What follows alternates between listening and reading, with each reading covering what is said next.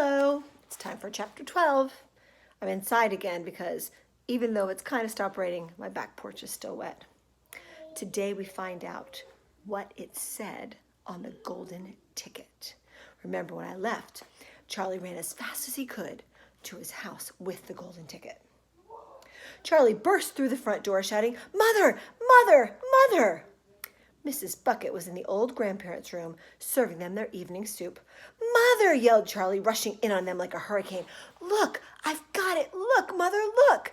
The last golden ticket. It's mine!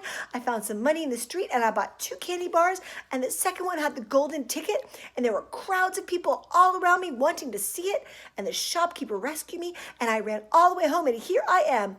It's the 5th golden ticket, Mother, and I found it." Mrs. Bucket simply stood and stared while the 4 old grandparents, who were sitting up in bed, balancing bowls of soup on their laps, all dropped their spoons with a clatter and froze against their pillows. For about 10 seconds, there was absolute silence in the room. Nobody dared speak or move. It was a magic moment. Then very softly, Grandpa Joe said, "You're pulling our legs, Charlie, aren't you? You're having a little joke." "I am not!" cried Charlie, rushing up to the bed and holding out the large and beautiful golden ticket for him to see. Grandpa Joe leaned forward and took a close look, his nose almost touching the ticket. The others watched him, waiting for the verdict. Then very slowly, with a slow and marvelous grin spreading all over his face, Grandpa Joe lifted his head and looked straight at Charlie. The color was rushing to his cheeks, and his eyes were wide open, shining with joy, and in the center of each eye, right in the very center, in the black pupil, a little spark of wild excitement was slowly dancing. Then the old man took a deep breath, and suddenly, with no warning whatsoever, an explosion seemed to take place inside of him. He threw up his arms and yelled, "Yippee!" And at the same time, his long, bony body rose up out of the bed, and his bowl of soup went flying into the face of Grandma Josephine. And in one fantastic leap, this old fellow of 96 and a half, who hadn't been out of bed these last 20 years, jumped on the floor and started to do a dance of victory in his pajamas. "Yippee!" he shouted. 3 years for Charlie. Hip, hip, hooray! Look at Grandpa doing that dance. At this point, the door opened, and Mr. Bucket walked into the room. He was cold and tired, and he looked it. All day long, he had been shoveling snow in the streets. "Cripes," he said, "what's going on here?" It didn't take them long to tell him what had happened. "I don't believe it," he said. "It's not possible." "Show him the ticket, Charlie," shouted Grandpa Joe, who was still dancing around the floor like a dervish in his striped pajamas. "Show your father the 5th and last golden ticket in the world." "Let me see it, Charlie," Mr. Bucket said, collapsing into a chair and holding out his hand. Charlie came forward with the precious document. It was a very beautiful thing, this golden ticket, having been made, so it seemed, from a sheet of pure gold, hammered out almost to the thinness of paper.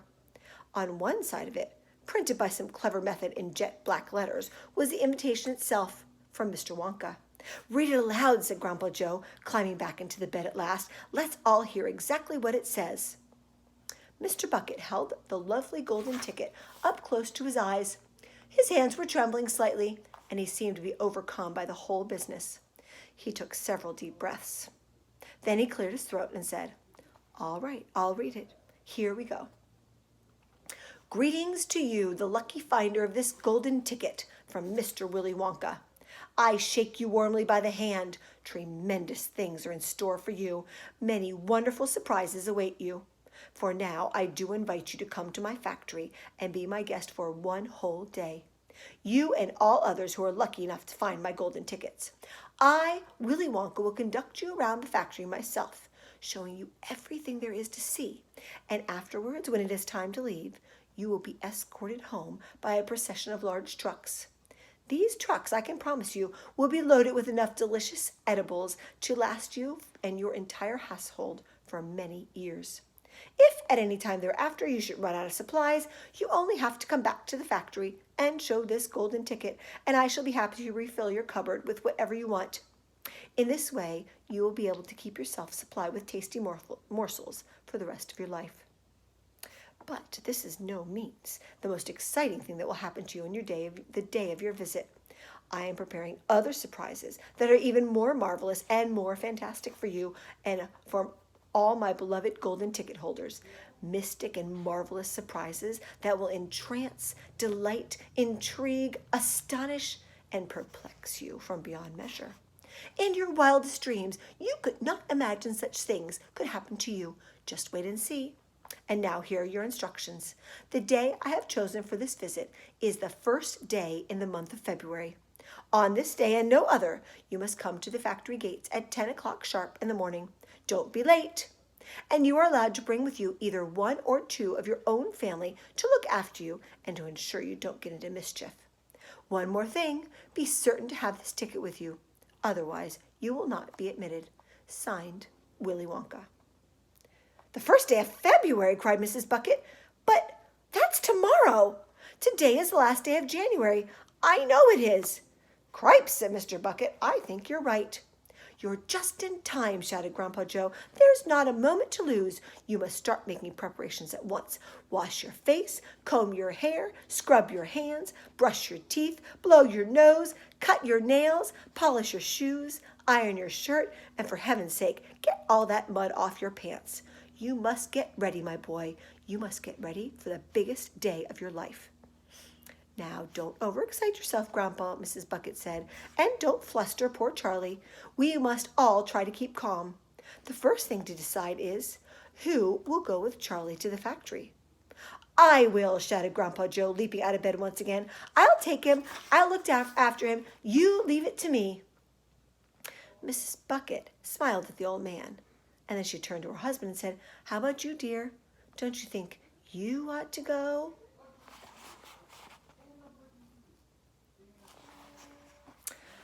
Well, Mr. Bucket said, pausing to think about it, no, I'm not so sure that I should. But you must. There's no must about it, my dear, Mr. Bucket said gently. Mind you, I'd love to go. It would be tremendously exciting. But on the other hand, I believe that the person who really deserves to go most of all is Grandpa Joe himself. He seems to know more about it than we do. Provided, of course, that he feels well enough. Yippee! Shouted Grandpa Joe, seizing Charlie by the hands and dancing around the room. He certainly seems well enough, Mrs. Bucket said, laughing. Yes, perhaps you're right after all. Perhaps Grandpa Joe should be the one to go with him. I certainly can't go myself and leave the other three old people alone in bed for a whole day. Hallelujah, yelled Grandpa Joe. Praise the Lord. At that point, there came a loud knock on the front door.